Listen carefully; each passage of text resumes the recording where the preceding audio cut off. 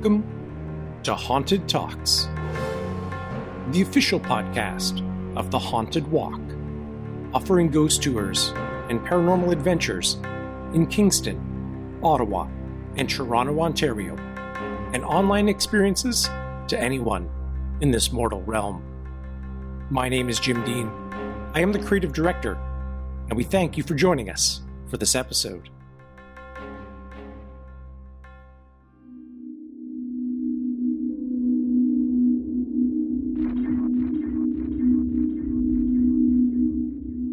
On this podcast, we love talking about scary things. From paranormal accounts, to creepy mysteries, to awful crimes, or even death itself, as we did in our last episode. We, as a community, embrace or at least give mental space to these topics, which would cause many people to run screaming away into the night. In them, we see a different way to engage with our reality, probe the depths of possibility, and ask questions that challenge our day-to-day understanding of the world. While there is great fun in that, could there also be danger? Could our thoughts themselves expose us to physical risks that the less curious may not have to contend with? Or perhaps, more simply, can we be haunted by certain thoughts, just by having had them? A word of warning, this episode will contain an information hazard, something that once you have heard it, you cannot unhear, which could, in extreme cases, lead to mental or even physical distress.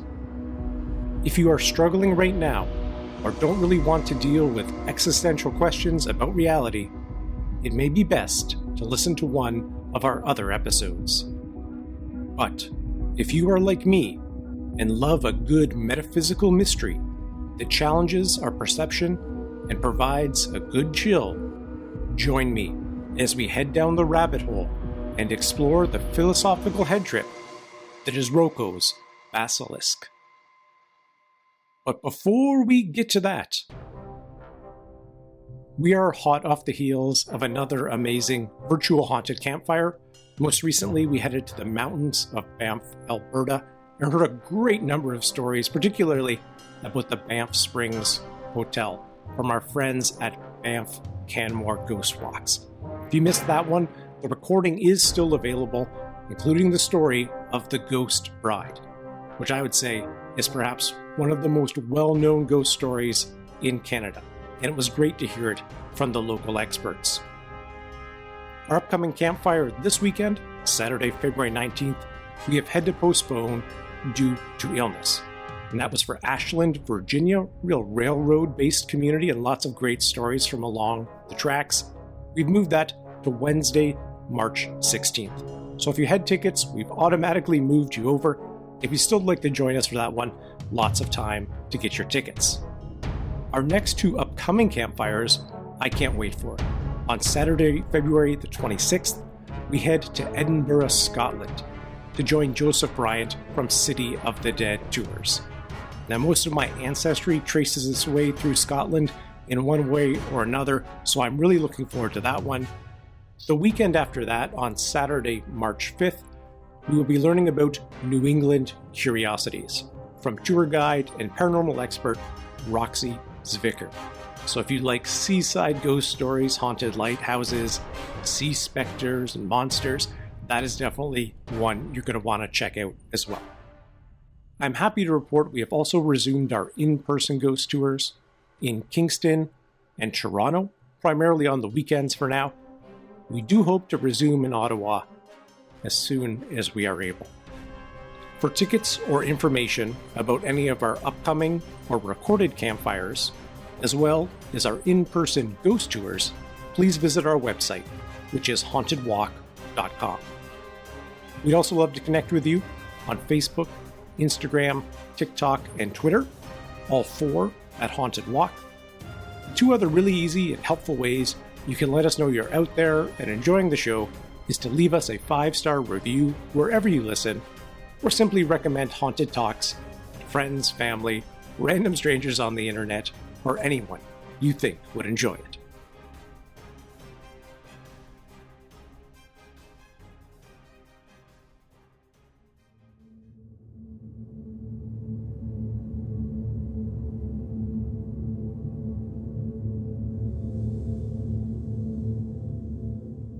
Roko's Basilisk is a thought experiment that was originally posted to Less Wrong, a forum and blog about rationality, psychology, and artificial intelligence in July 2020 by a user named Roko.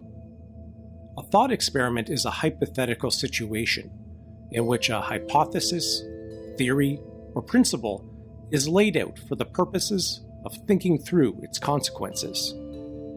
For our purposes, we can say it is a story that may challenge our initial beliefs or assumptions.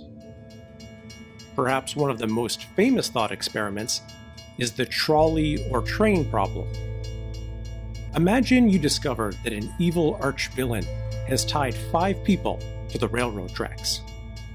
As you look down the line, you can see a train barreling towards the helpless victims, with no chance of stopping and not enough time for you to untie them.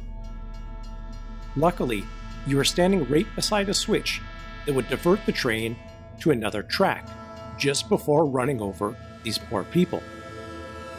Unfortunately, the evildoer has tied one person to the other track as well, leaving you with a very difficult choice.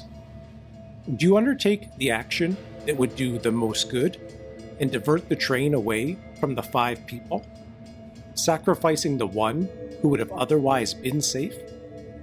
And by so doing, making yourself much more complicit in their death or murder. Many philosophers have used the trolley problem as an example of the ways that real-world situations often force us to compromise our own moral codes, and that there are at times no totally moral course of action to take. As a small aside, perhaps my favorite thought experiment is, if an infinite number of monkeys were allowed to randomly hit keys on an infinite number of typewriters for an infinite amount of time, then at some point they would almost surely produce the complete works of Shakespeare. The idea that a monkey could write Hamlet by accident at first seems counterintuitive, but in fact, it is mathematically provable when one considers the infinite possibilities. The concept itself, of course, is impossible to recreate in the real world, but that hasn't stopped some from trying. In 2003, science students at a zoo in the UK tested the infinite monkey theorem when they put a computer and keyboard in a primate enclosure. Unfortunately, the monkeys never got around to composing any sonnets. According to researchers, all they managed to produce was 5 pages, consisting almost entirely of the letter S. While both of those thought experiments have generated significant interest and comments over a long period of time, they don't produce the fear and existential dread that Roko's Basilisk provides. In fact, the original website to which Roko posted quickly banned any mention of his thought experiment, as it was believed to have such potential to cause distress. The ban was only lifted years later. You may be wondering, what is a basilisk? As it's not a term we hear very frequently, if at all. A basilisk is a serpent-like creature from Hellenic and Roman legend that was capable of destroying other creatures by way of its deadly stare. Medusa, from Greek mythology, is a kind of reverse basilisk, as the most important thing is not that she looks at you, but rather you don't look her in the eyes. Unless, of course, you want to be turned to stone. Since 2010, there have been many slightly different versions of Roko's Basilisk, but I will present it in a way that I think is most interesting and engaging. This is your last chance to exit your doom buggy, as this ride is about to start. In the not-so-distant future, let's imagine humankind creates a hyper-smart artificial intelligence to help us optimize all aspects of human civilization. An AI that over time, through machine learning, could conceive of ideas that no human being has ever had and will invent technological tools that will be more sophisticated and advanced than anything we have today. Since one of the roles of this AI would be to improve itself and perform better, it seems pretty obvious that once we have a super intelligent AI, it will be able to create a better version of itself. A process that will repeat over and over again. This kind of race would lead to an intelligence explosion and will leave old poor us, simple biological machines, far behind. Then, because of this explosive evolution, it begins to conceive itself as the most important element for optimizing human civilization that has ever existed. For reasons unknowable or unimaginable by our simple biological brains, it decides the next most important step is to torment or even kill every single being that is opposed to it or didn't help it come into existence in the first place. Talk about a grudge.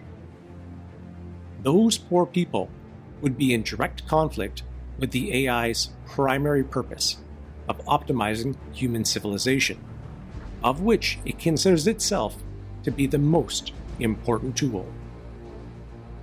Being against the creation of this super intelligent machine in the past or in the present makes you an enemy of this optimization, so you need to be dealt with.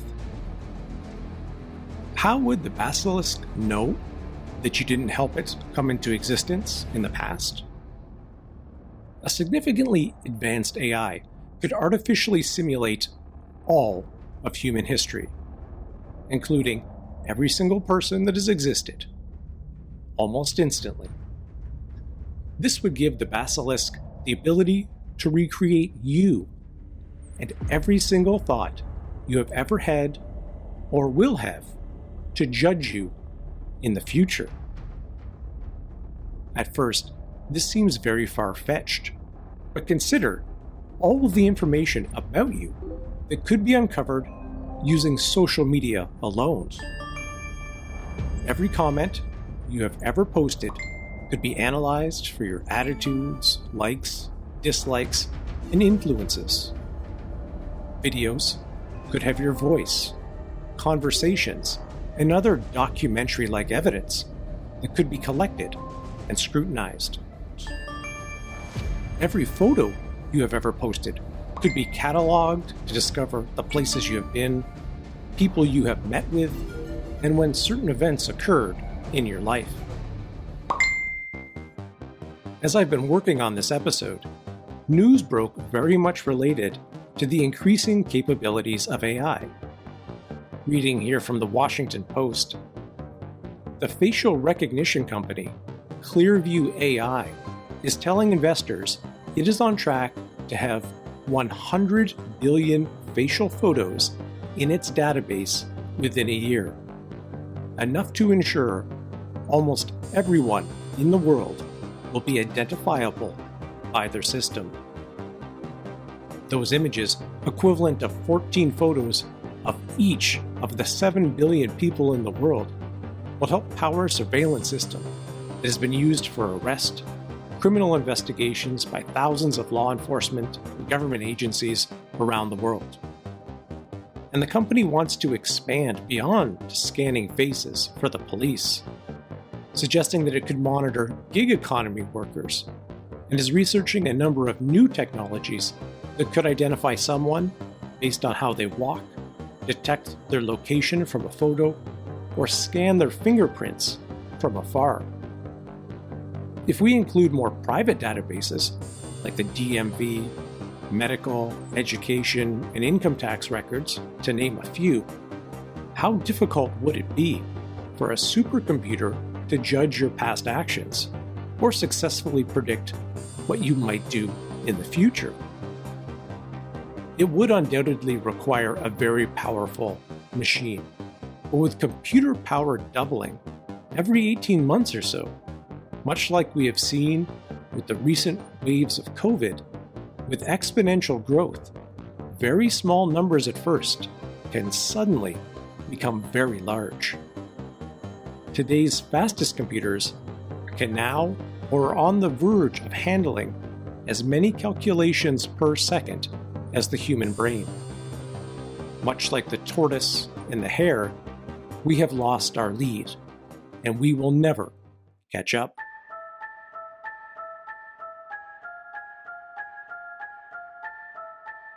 And this is where things start to get sticky. If the Basilisk creation and revenge are a real possibility in the future, then shouldn't we start advocating right now for its creation, or help build it ourselves to escape this potential future torment and anguish? The good news is that if you had never heard or thought about Roko's Basilisk, the dilemma never presents itself to you. And the bad news is now, because you have heard it, you can't escape it. The Basilisk has seen you and is aware you have listened to this podcast and is expecting you to obey.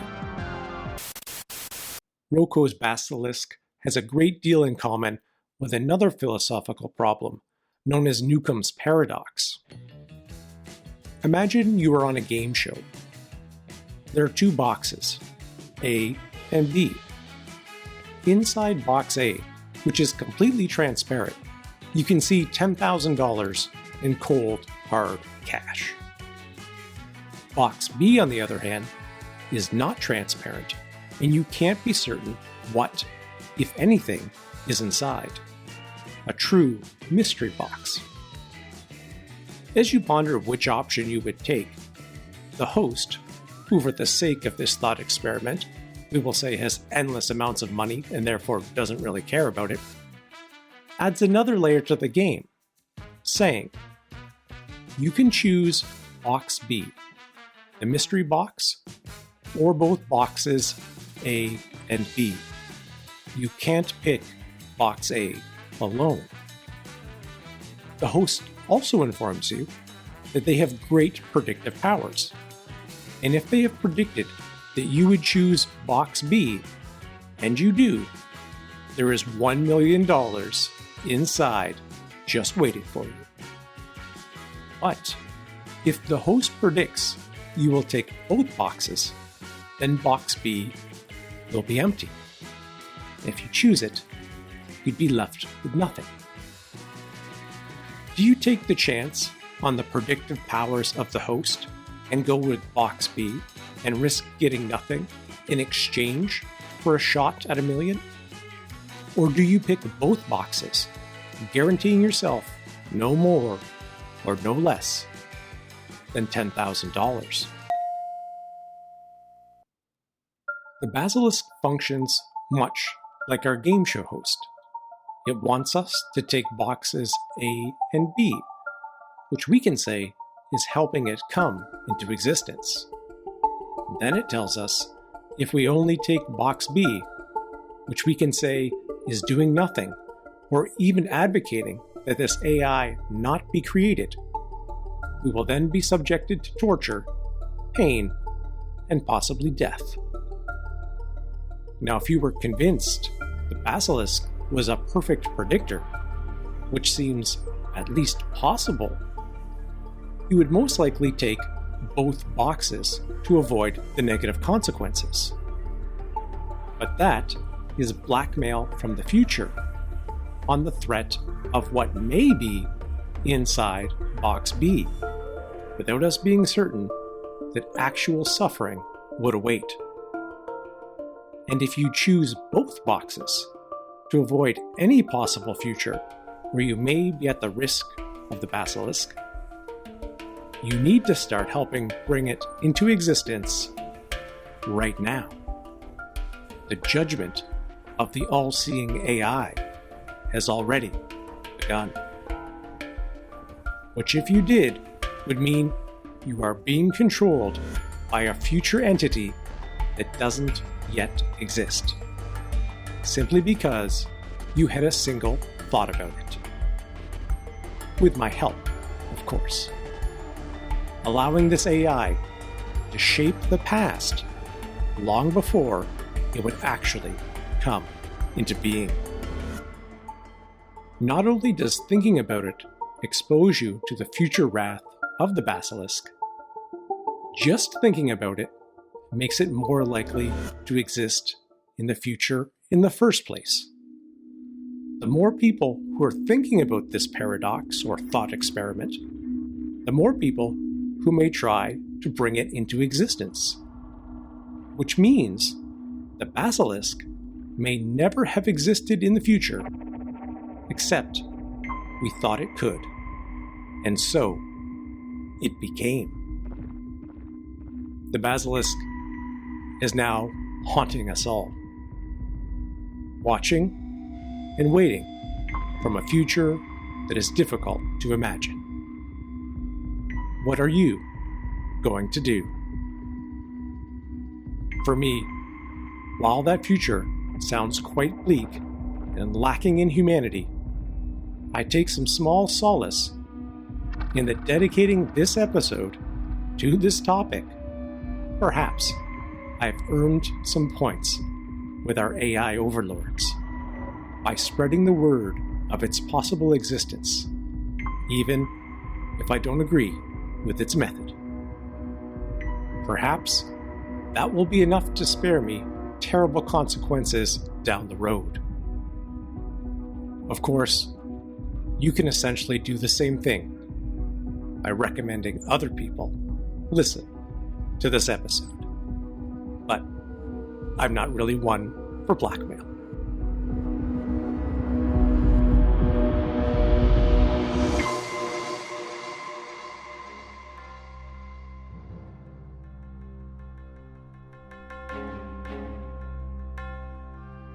Thank you so much for joining us.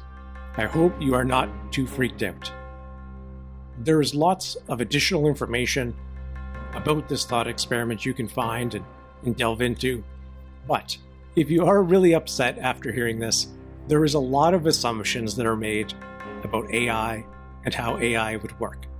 And most particular, would an AI seek revenge or vengeance in a case of trying to optimize humanity? It is certainly possible, but far from a sure thing. I do hope you will be able to join us at one of our upcoming live virtual haunted campfires, or in person at one of our ghost tours in Kingston, Toronto, hopefully soon in Ottawa. Information and tickets for both of those can be found on our website, hauntedwalk.com. Be sure to follow us on Facebook, Instagram, TikTok, and Twitter, all 4 at Haunted Walk. And if you're enjoying the show and risk to avoid the curse of the Basilisk, we hope you will recommend it to others in your life who enjoy this spooky content, and 5-star reviews wherever you listen to us are always very much appreciated.